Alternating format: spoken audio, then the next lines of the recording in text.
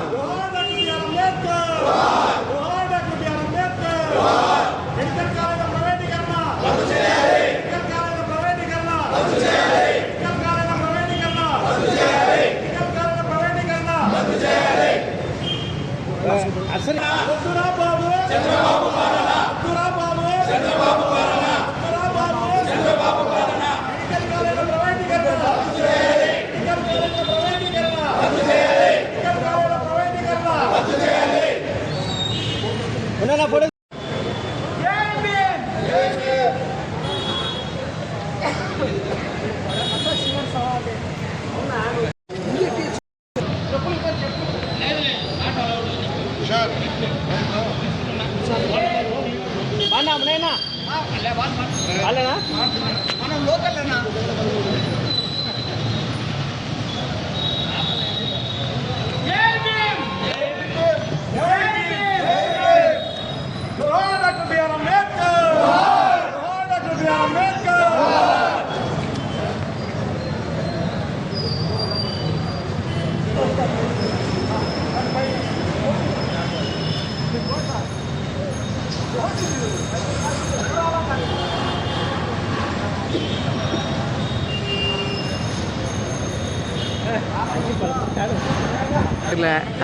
Sir ముందుకు రండి side కాడు మనాలి ఆట పెట్టు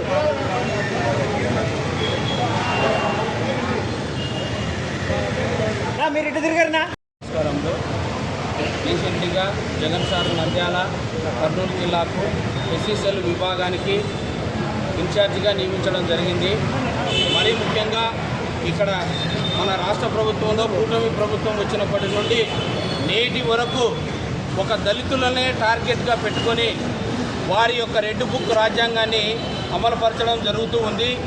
ఒకవేళ రెడ్ బుక్ రాజ్యాంగం అమలు జరిగితే జరగవచ్చు, కానీ అభివృద్ధి చేస్తాను, సంపద సృష్టించాను అన్నటువంటి మన ముఖ్యమంత్రి వర్యులు 40 సంవత్సరాల ఇండస్ట్రీ చంద్రబాబు గారు ఈరోజు సంపదను సృష్టించడం పక్కన పెట్టి దాదాపు 2 లక్షల కోట్ల రూపాయలు ఇప్పటికే అప్పు తేవడం జరిగింది. మరి ఆ అప్పు ఎక్కడ పోయింది, ఏమైంది?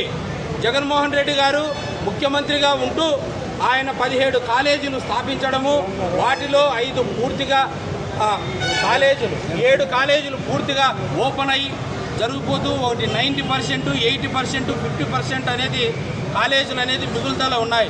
వాటిని అన్నిటినీ సమకూరుస్తే కానీ ఒక్క ఈ 1,00,000 కోట్ల అప్పులో 5,000 కోట్లు పెడితే రాష్ట్రంలో ఉన్నటువంటి 17 కాలేజీలు అనేది ప్రజలకు అందుబాటులో వస్తాయి. పేద విద్యార్థులు అనేది ఉన్నతమైనటువంటి డాక్టర్ విద్యను ఏర్పాటు చేయడం జరుగుతుంది. ఈ పీపీ విధానం అనేది ఒక చంద్రబాబు బినామీలకు అమ్ముకోవడానికి మాత్రమే సృష్టించుకున్నటువంటి విధానం, అంతే తప్ప పేదలు బాగుపడాలంటే గత జగన్మోహన్ రెడ్డి సీఎం గారు ఉన్నప్పుడు పులివెందులకు వచ్చినటువంటి 50 సీట్లు ఏమైనాయని మేము కోరుకుంటున్నాము. అటువంటి సీట్లు దేశవ్యాప్తంగా ఉన్నటువంటి మెడికల్ కాలేజీకి మేము ఆంధ్రప్రదేశ్లో కాలేజీలను నిర్వహించలేము అని సిగ్గు లేకుండా చెప్పినటువంటి ముఖ్యమంత్రి. ఏదైనా కానీ సంపద సృష్టించే వ్యక్తి సంపదను షేర్ చేసి సంపద వచ్చే విధంగా ఉపయోగపడాలి, కానీ ఈ సంపద వచ్చేదాన్ని ఇప్పుడు రూపాయల చొప్పున అసలు మార్కెట్లో విలువ లేకుండా కాలేజీ భూములు అమ్మడం అయితేమి, ముఖ్యంగా దళితులకు ఎన్నో అవకాశాలు లేకుండా చేస్తూ ఉన్నారు. కాబట్టి ఈ పీపీపీ విధానాన్ని మేము మా వైఎస్ఆర్సీపీ పార్టీ తరఫున ఖండిస్తున్నాము. ముఖ్యంగా ఈ కాలేజీలను ప్రైవేటీకరణను వెంటనే రద్దు చేసుకోవాలి. లేని పక్షంలో ఇది ఆరంభమే కాదు, నిరంతర ప్రక్రియ అనేది మేము తెలియజేస్తూ మా పార్టీ విధానం ఒక్కటే, ఈ పీపీపీ విధానాన్ని రద్దు చేయాలి, చంద్రబాబు ఆలోచన విధానాన్ని మానుకోవాలని మాత్రమే తెలియజేస్తూ ఈ కార్యక్రమానికి మేము ముఖ్యంగా మరి ఒక విషయం తెలియజేస్తున్నాము. ఈ ఎస్సీల సమ్మేళనంలో రేపు అక్టోబర్ 7వ తారీఖు అనేది మీటింగ్ జరుగుతూ ఉంది. ఆ మీటింగ్లో కూడా ఈ కాలేజీలో ప్రస్తావన చేయడం జరుగుతుంది. మీరందరూ మీడియా సహోదరులు కూడా మీరు కూడా మీ పిల్లలను చదివించాలన్నా కానీ, మనలో డాక్టర్లు కావాలన్నా కానీ ప్రభుత్వం తరపున మాత్రమే కాలేజీలు ఉంటే ప్రభుత్వానికి ఇక ప్రజలకు అనేది ఆరోగ్యానికి ఉపయోగపడుతుంది. కాబట్టి ప్రతి ఒక్కరూ మీడియా కూడా ముందుగా మాకు అండగా ఉండి ఈ ప్రైవేటీకరణను వ్యతిరేకించాలని మనస్ఫూర్తిగా కోరుకుంటూ తెలియజేస్తున్నాం. Thank you. ఉద్దేశంతో ముఖ్యమంత్రి గారు తీసుకున్న నిర్ణయాన్ని వాపసు తీసుకోవాలని ఎస్సీ సంఘాలందరం కూడా ఈరోజు తెలియజేసుకుంటాం. ఎందుకంటే చంద్రబాబు అంటేనే ప్రైవేటీకరణకు పూర్తి స్థాయి మద్దతు మరి ప్రస్తుతం ముఖ్యమంత్రి గారు చేయడం జరుగుతోంది. మీరు రోడ్లు కానీ, రైల్వేస్ కానీ, ఇంకా ఏమైనా కానీ మీరు చేసుకోండి, కానీ పేద బడుగు బలహీన వర్గాలకు, ఎక్కడైతే అగ్రవర్ణ పేదలకు ఈ విద్యాభ్యాసాన్ని దూరం చేయాలనే ఉద్దేశంతో గతంలో ఇంగ్లీష్ మీడియం వద్దని చెప్పినారు.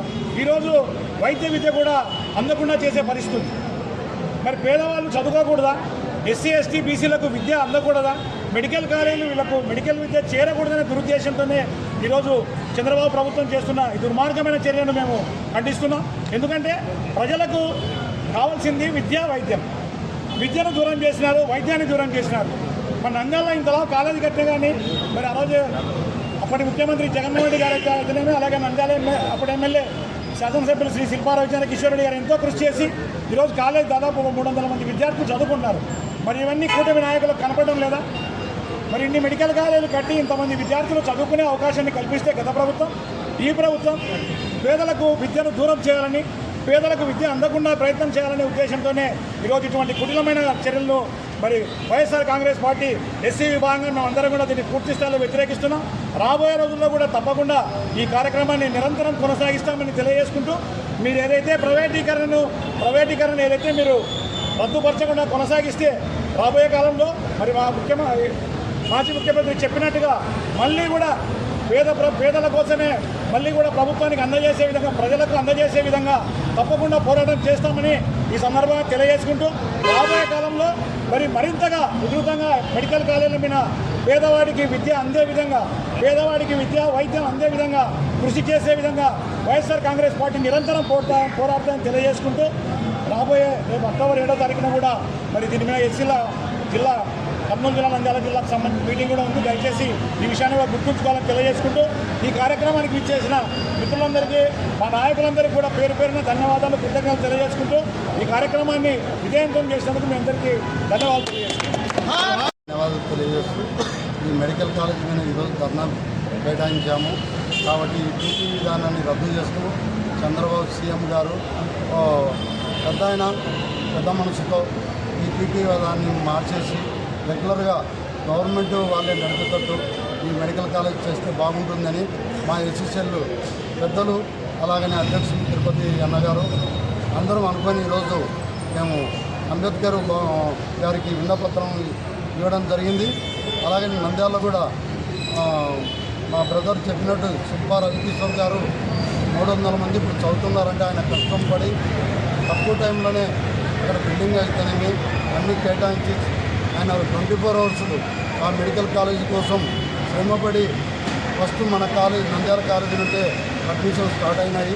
అందుకు తెలుగుదేశం ప్రభుత్వం ఏదైనా చేయాలనుకుంటే ఇంకా రోడ్లు కానీ, డ్రైనేజ్లు, తర్వాత పేద పిల్లలకు reimbursement, degree, PG, BTech, MTech చదివే పిల్లలకు బీఫార్మల్ చదువుతారు రీఎంబర్స్మెంట్ ఇంకా రిలీజ్ కాలేదు. దాని మీద దృష్టి పెట్టాలి. ఈ పీపీ విధానాన్ని ఏ దాంట్లో కానీ, ఏ కాలేజీల మీద కానీ మోపకుండా గౌరవులైన చంద్రబాబు గారి నిర్ణయం వెనక్కి తీసుకోవాలని మనస్ఫూర్తిగా కోరుకుంటూ, అలాగనే రేపు జరగబోయే 7వ తేదీ ఎస్సీలు అందరూ నాయకులు, ఎస్సీసీలో ఉండేవారు కార్యకర్తలందరూ పాల్గొని విజయవంతం చేస్తారని మనస్ఫూర్తిగా కోరుకుంటూ ఈ కార్యక్రమాన్ని వచ్చిన అందరికీ ప్రత్యేక ధన్యవాదాలు.